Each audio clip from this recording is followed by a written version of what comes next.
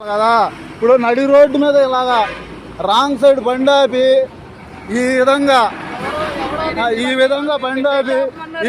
బండి ఆపి మీరు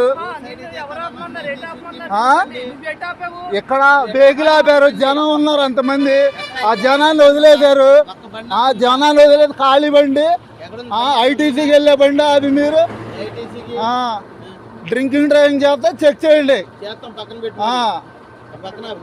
వెళ్ళే బండి మీరు ఆపేసి నడి రోడ్లు ఈ విధంగా బండి ఆపేసి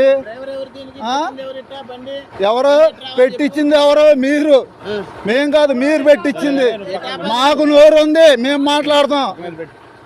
మాకు నోరు ఉంది.